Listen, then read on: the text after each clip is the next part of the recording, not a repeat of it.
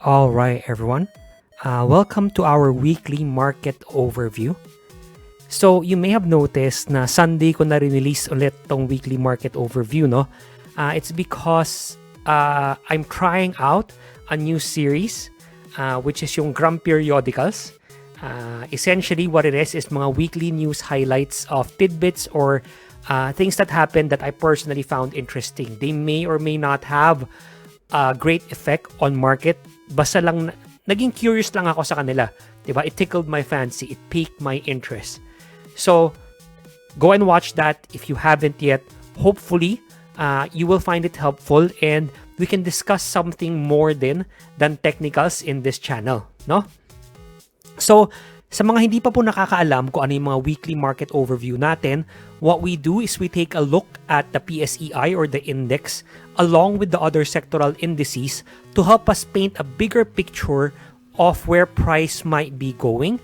And at the same time, matulungan po tayo na maybe ma-identify mga potential opportunities or areas of confluence na pwede nating mahanap to form trade ideas around. Okay? So, as always, magsisimula po tayo sa PSEI na weekly chart. So, last week, ang sabi natin was price tried to close beneath tong 7,043.68, failed. And then this week, tumaas na nga tayo. However, I would just like to remind everyone na hindi pa natin na-fill yung gap from before. Okay? Now, before we look at that at the daily, ano pa bang pwede nating mag-glean dito sa weekly? Okay? So same pa rin. Ayaw pa rin natin hanggat possible na mag-start tayo mag-trade below 7,000. Kasi if we start trading below 7,000, that opens up this range here. Alright? Now, let's go down to the daily para mas clear yung view natin and then we can discuss further. Now, dito sa daily chart, ang nangyari nga, parang tiniz lang, no? Nag-trade siya beneath our demand zone here. Okay? Tapos, nag-hold to, nag-resist. Next candle, we started trading above it and then this week, pataas lang tayo. And ngayon, we're holding above that demand zone. However, as I said, we still haven't filled that gap there. Okay? Pag sa daily, mas obvious na siya. Now, bakit ko pinapaulit-ulit yung gap na yon? Kasi it's still possible na tumama lang tayo dyan, mag-form tayo ng head and shoulders pattern, then mag-see tayo ng down move from there. So, iniingatan lang natin na hindi tayo matrap sa ganong klaseng sitwasyon. Okay? So, ano yung para manigate yun? Dahil hindi pa buong-buo yung structure, bare minimum, I want to see it start trading above tong 7326 na area. Occupy this range here. Maybe conso for the rest of December. Then let's see kung ma-break natin tong 7475 or 75 na area. Okay? I think yun yung binabalak gawin. I think na mabibreak natin tong 7326 sooner rather than later. Okay? And if it does, I think we come back and tag yung liquidity dito kasi essentially may double tap tayo eh. So, price might go there. Tignan kung may bibili ng mga breakout and if so, let's see what occurs next. Okay? But even though na iniisip ko na pwedeng mangyari yun, maingat pa rin tayo sa possible bearish scenarios natin. If mag-form nga itong parang head and shoulders pattern, then what we want to see is for price number 1, not to trade beneath 7,000. Number 2, if it does, wag na mabasag tong 6.9. If mag-hold yung 6.9, maybe we trade the range like this muna. We'll reassess that range should the time come na mabuo man yung structure na yon. Pero kung pati yan nakain natin, then baka dumiretso na tayo with support next at 6.7. Then after that, we might come and target these lows here. Okay, so just something to watch out for dito sa PSEI. Next, let's take a look at mining, no? Alright. So mining, essentially ganun pa rin. Wala pa rin nagbago and you're gonna hear me say this a lot this week, no? Wala pa rin nagbago from last week. We're trading within the range of this candle here. Okay? So parang kokonsol lang siya or nagsa-sideways movement trying to find maybe support dito sa 9,016 na area up to yung mga cluster of lows na to, no? Possible. It's, as I always say, dapat tingin natin lagi as an area. Okay, so possible na naghahanap lang tayo ng support dito and we wanna see if we can start moving up from here, maybe come back and tag tong 10,073 na level. And if mabasag natin yan, maybe come back to this range here up to 10,924. However, that does not mean na dapat sumalo na kagad tayo where price currently lies. Kasi yun nga, hindi pa desidido yung market. Therefore tayo, hindi pa rin tayo desidido. Hindi natin alam what it intends to do.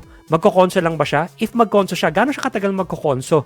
Willing ba tayo maghintay ng week upon week upon week? Diba? So that's something that you need to take into consideration before just jumping in saying na, kasi may support dyan, mag-hold yan. What if it doesn't? Diba? Ano yung plano next? And so on. So that's just something to watch out for dito sa mini. For now, ang bias ko is still ranging but a bit more bearish, no? Ranging just because may obvious na range naman talaga na nabubuo. Bearish because, we are at the bottom end of that range. Next, let's take a look at INDU. Now, sa INDU, similar sa index, price traded down dito sa support natin. Although sa index nag-hold, no? Tapos, now we're trading above it again. Paalala lang ulit na hindi pa natin na-fill yung gap from here. So, it's still possible na mag-fill yung gap, then we collapse from there. Okay? From here, what we want to see is sana mag-hold na, maybe itong range na to. Kapag nag-hold na yung range na yan, then maybe that's the sign na willing na natin basagin tong 10.8 na area. Then from there, maybe target 11,168. And if mabasag natin yon, maybe come back and tag itong mga highs natin dito. But until then, mukhang ranging pa rin siya. Obvious naman na this week's candle is trading within the candle from the previous week, no? Now, if mag-trade tayo beneath this, so that's below 10.1, then we might come back and tag tong previous support. Diba? Etong previous resistance na turned support dito at 9.7. So kung mangyari man yon, we want to see kung mag-hold ba yung area na yan, maybe form a potential higher low there kasi di pa natin nakikita eh. Okay? Then if mag-form tayo ng potential higher low there, maybe that can act as confluence for some of our trade ideas and pwede nating sabayan moving forward. Assuming na mag-hold and mag-start mag-move up. Next, let's take a look at SERV, no? So yung SERV, still looking very bullish. Okay? Yung iba, parang sabi ko nga, medyo ranging, walang nangyayari. Ito, yes, technically ranging din. We're trading within this wider range here. Okay? But it's still looking quite bullish. Mukhang may upside pa to. The clearest indication would still be a break above tong 2062 na level. Tapos, ang sabi ko nga, even if it comes back, retest tong blue zone natin, I would still be watching out for it.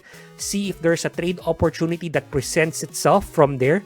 Okay, we're not gonna just jump straight in, ha? Kailangan, syempre, pasok sa system natin, pasok sa parameters natin, kung meron mang kayong balak i-trade within this sector. But that might be a good indication if lumubog nga tayo dyan. Okay? But for now, it's ranging here.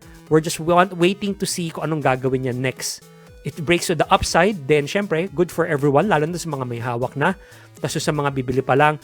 Just note na if we do break to the upside, meron tayong cluster of highs dito around 2,100 to 2,200 na area that price could find resistance in kung mabasag natin to. Alright? Next, let's take a look at prop, no? So, property. Alright. So, prop, ganun din. So, sabi ko nga, di ba, marami tayong paulit-ulit. Nag-range lang tayo pa rin, walang nagbago. So, dahil nag-range pa rin, if you want, kung naghahanap talaga kayo, then maybe look for opportunities near the bottom end of the range kung talagang may gusto kayong i-trade.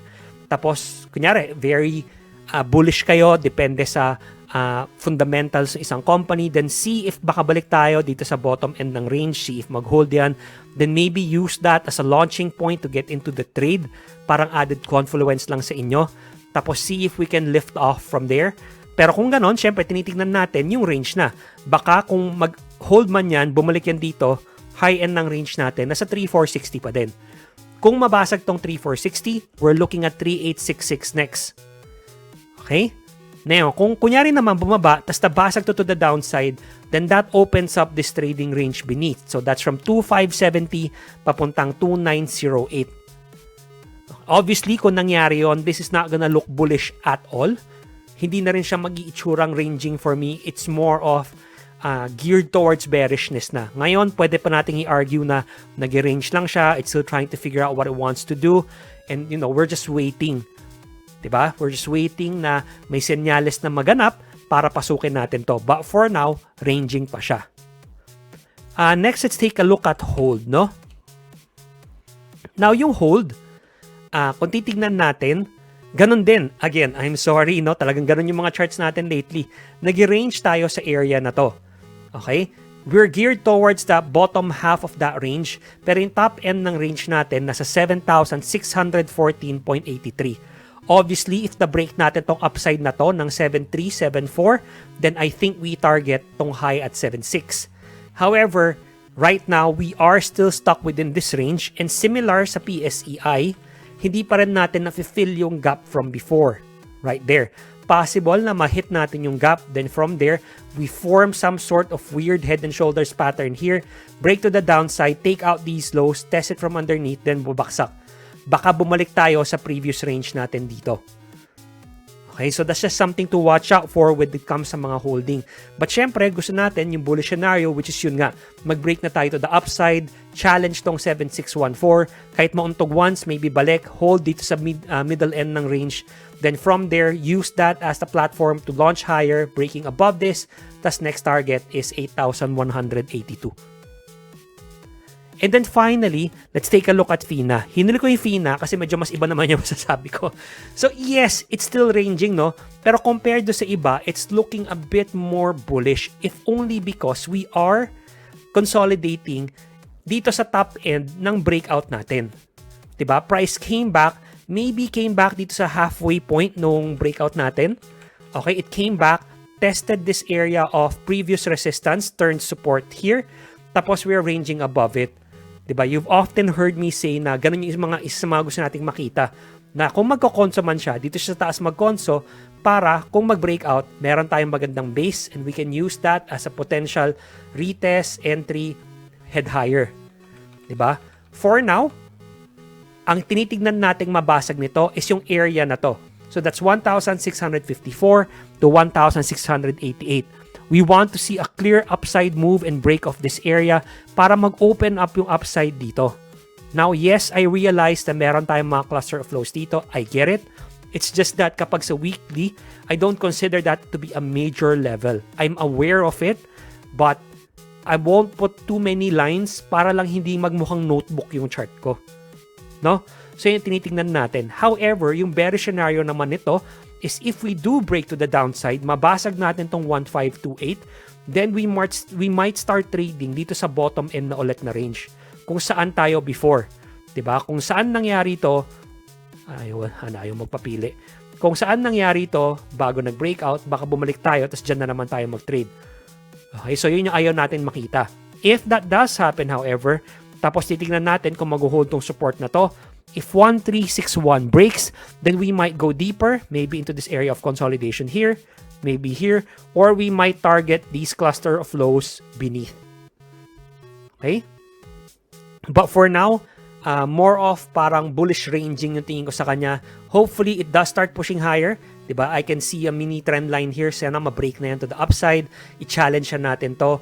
Tapos kapag balik natin dito, sooner rather than later, ma-break natin to the upside para mag-open up na, mag-widen na yung range natin. And alam mo yun, sa mga naghihintay, makinabang na sila sa mga positions nila. Okay? So guys, dito po nagtatapos yung video natin. I hope you found this helpful. I hope you found this educational. Or at the very least, you found it mildly entertaining. And if so, I would really appreciate it if you give this video a like and consider subscribing to my channel. And as always guys, maraming salamat po sa panonood. I really appreciate it. Good luck and happy trading!